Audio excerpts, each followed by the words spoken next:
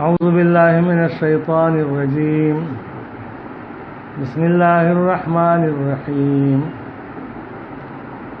ومن يؤت الحكمة فقد أوتي خيرا كثيرا صدق الله مولانا العظيم. محترم ناظرین و اوریدونکو، جمله عبادات دې ستاسو زموږ د ټولو الله پاک قبول او منظور وګرځي.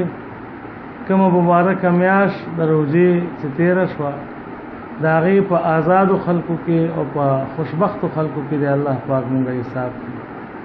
مونږ بیا د قدوري شریف سبق طرف ته واپس راځو. دینه مخکې نشستونو کې مونږه ځینې مسائل د حمد او وغیره بیان کړو. نن مونږ شروع کوو په د موز په مسایلو باندې. موز دا په جمله او عباداتو کې لازم عبادت دی. رومبه تاسو سبا ورځ د قیامت کیږي نو آب د موز کیږي په عباداتو کې. معاملاتو کې بارا ویني متعلق تاسو کیږي. په عباداتو کې د ایمان نه روړو نه پس اول شی چې کوم دی هغه کومه سوچو کو نو هغه موز دی. په دې رومبای سپاره کې د آیت کریمه ره الذين يؤمنون بالغیب ويقيمون الصلاه. ګوره د ایمان نه پس په عبادتو کې تذکرہ د موز کې. نماز اهم عبادت شو او نبی علیہ السلام فرمایل الصلاة عماد الدین. موز د دین ستنه ده، د هر یو شی علامت ده او د ایمان علامت موز ده. او موز دا الصلاة مفتاح الجنه، موز د جنت چابی ده او د موز د پاره یو چابی ده. حضور علیہ السلام فرمایل مفتاح الصلاة الطهور.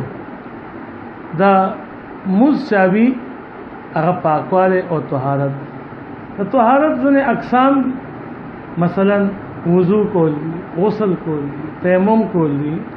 دا ټول دا مختلف اقسام دي په مختلفو حالاتو سره تعلق ساتي.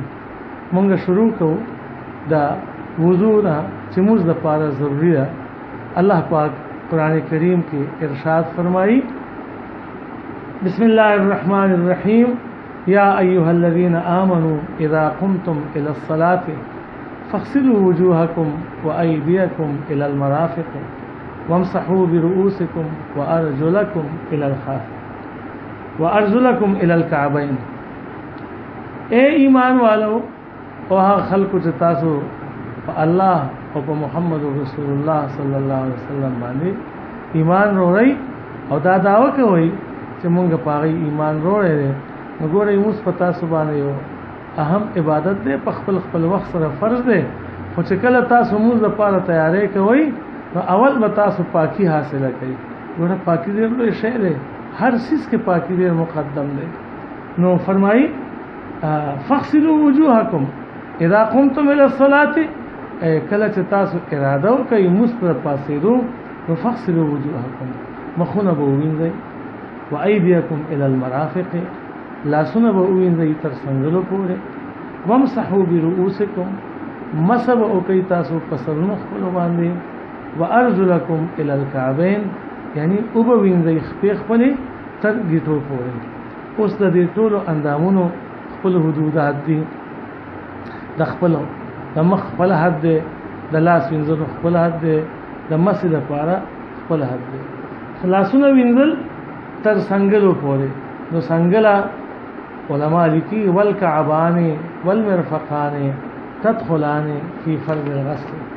دا دواړه څنګلې او دواړه ګیټۍ دا په وینځلو کې داخلي وي.